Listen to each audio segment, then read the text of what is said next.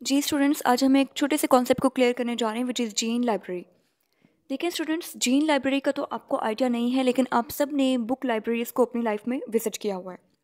आपको पता है कि किसी भी ऐसी जगह को जहाँ पे बुक्स की बहुत बड़ी कलेक्शन हो, उसे आप लोग लाइब्रेरी का नाम देते हैं। ऐसा कभी नहीं हो सकता कि आपके घर में किसी एक शेल्फ में, किसी एक कबर्ड में कोई एक बुक पड़ी हुई है और उसे आप लाइब्रेरी का नाम देते हैं। सो लाइब्रेरी का लफ्ज़ हमेशा कलेक्शन के लिए इस्तेमाल होता है। जीनोमिक लाइब्रेरी का क्या मतलब हुआ? एक ऐसी जगह, एक ऐसी प्लेस जहाँ पे आपके पास जीन्स की बहुत बड़ी तादाद मौजूद हो, जीन्स की कलेक्शन मौजूद हो, उसे आप लोग जीनोमिक लाइब्रेरी का नाम देते हैं। अब स्टूडेंट्स, यहाँ पे इसकी बुकिश डेफिनेशन को डिस्कस करने से पहले, जो कि काफ़ी कंफ्यूज्ड वर्डिंग में लिखी हुई है, हम लोग इसके कॉन्सेप्ट को समझेंगे कि जीनोमिक लाइब्रेरी बेसिकली इस्टेब्लिश कैसे की जाती है। आपको बुक्स की लाइब्रेरी का तो आइडिया है, आपने बुक्स ली और उठा के एक जगह पे रख दी और आपकी लाइब्रेरी इस्टेब्लिश हो गई। लेकिन जीनोमिक लाइब्रेरीज किस तरह से इस्टेब्लिश की जाती हैं? सो उसमें ज़रा देखें, यहाँ पे आप देख सकते हैं कि मैंने ह्यूमन जीनोमिक लाइब्रेरी को बिल्कुल सेपरेट ड्रॉ किया है और कैट की या किसी भी एनिमल की जीनोमिक लाइब्रेरी को मैंने बिल्कुल सेपरेट ड्रॉ किया है। ऐसा कभी नहीं हो सकता बच्चों कि आप लोग एक ही लाइब्रेरी के अंदर ह्यूमन की भी जीन्स डाल दें, कैट्स की भी डाल दें, डॉग्स की भी डाल दें। ऐसा पॉसिबल नहीं है, ठीक है। सो एक लाइब्रेरी के अंदर सिर्फ एक ही इंडिविजुअल की, एक ही ऑर्गेनिज्म की जीन्स पाई जाएंगी। अब यहाँ पे आप लोग देख सकते हैं human genomic library. Human genomic library mean कि इस लाइब्रेरी के अंदर आपकी तमाम जीन्स, ह्यूमन बींग्स की जीन्स मौजूद हैं। अब स्टूडेंट्स, यहाँ पे होगा क्या?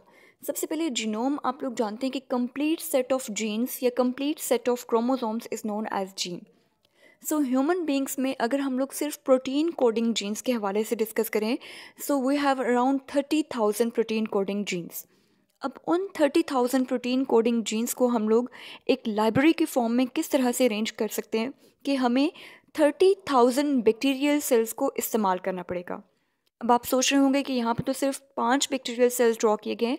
सो बच्चों, यहाँ पे पॉसिबल नहीं है कि हम लोग पूरे 30,000 बैक्टीरिया ड्रॉ करें। लेकिन आपने अपने माइंड में रखना है कि हमारे पास अगर हम 30,000 प्रोटीन कोडिंग जीन्स की लाइब्रेरी बनाना चाह रहे हैं तो हमें 30,000 बैक्टीरिया ऑलमोस्ट चाहिए होंगे। अब यहाँ पे आपका फर्स्ट बैक्टीरियम है, ये सेकंड बैक्टीरियम, ये आपका थर्ड बैक्टीरियम, ये फोर्थ और ये फिफ्थ बैक्टीरियम है। हर बैक्टीरियम के अंदर आप लोग देख सकते हैं कि आपको एक ग्रीन कलर का प्लाज्मिड नज़र आ रहा है। ये क्या है? ये बैक्टीरिया का प्लाज्मिड है, जो कि एज अ वेक्टर जो है वो एक्ट कर सकता है। इसके अंदर आप अपनी जीन ऑफ इंटरेस्ट या किसी भी जीन को ऐड कर सकते हैं। सो यहाँ पे आपके पास इस तरह से 30,000 बैक्टीरिया होंगे और हर बैक्टीरिया के अंदर एक प्लाज्मिड एटलीस्ट मौजूद होगा और आप उस प्लाज्मिड के अंदर अपनी जीन जो है उसको इंसर्ट कर देंगे। यहाँ पे अपने फर्स्ट बैक्टीरियम के फर्स्ट प्लाज्मिड के अंदर जीन 1, यानी कि ह्यूमन बींग्स की जो सबसे पहली जीन है, जो कि लिटरेचर में अवेलेबल है कि जीन 1 कौन सी होगी, उस जीन को आप यहाँ पे इंसर्ट कर देंगे। सेकेंड बैक्टीरियम के प्लाज्मिड के अंदर आपने जीन 2 इंसर्ट कर दी एंड सो ऑन। आप लोग 30,000 जीन्स को इस तरह से 30,000 बैक्टीरियम के प्लाज्मिड में इंसर्ट कर देंगे। सो इस तरह से आपकी एक पूरी ह्यूमन बींग्स की प्रोटीन कोडिंग जीन्स की एक कलेक्शन बन जाएगी, जिसे आप लोग ह्यूमन जीनोमिक लाइब्रेरी का नाम देंगे। बिल्कुल इसी तरह से अगर आप लोगों ने कैट की, डॉग की, किसी भी और एनिमल की जीन लाइब्रेरी बनानी है तो उसके लिए भी आपको उनकी जीन्स के नंबर के अकॉर्डिंग बैक्टीरिया चूज़ करने पड़ेंगे। बैक्टीरिया भी आप लोग चूज़ कर सकते हैं और बैक्टीरियोफेजेस भी ले सकते हैं। यहाँ पे मैंने बैक्टीरियल सेल्स ड्रॉ किए हैं, आप लोग बैक्टीरियोफेजेस को लेकर भी जो जीनोमिक लाइब्रेरी है उसको इस्टेब्लिश कर सकते हैं।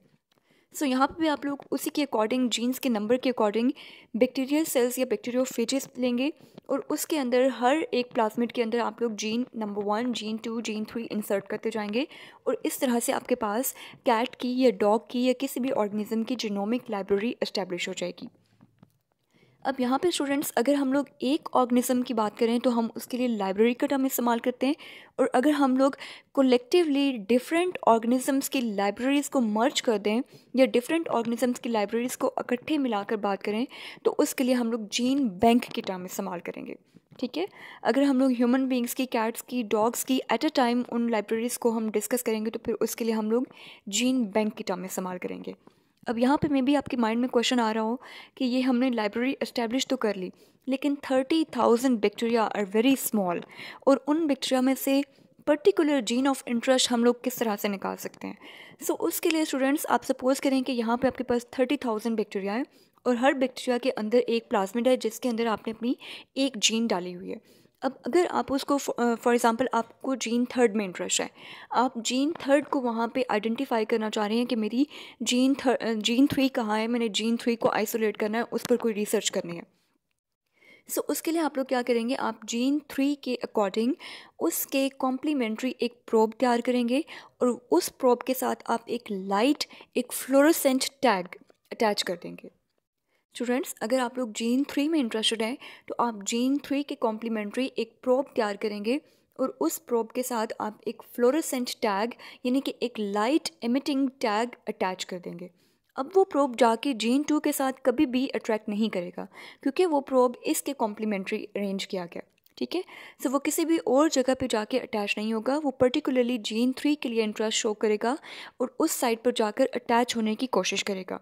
और वहाँ पे क्योंकि वो फ्लोरेसेंट है तो वो जहाँ जहाँ जा रहा है वो साथ में आप लाइट उसकी देख पा रहे हैं, लाइट एमिट कर रहा है वो।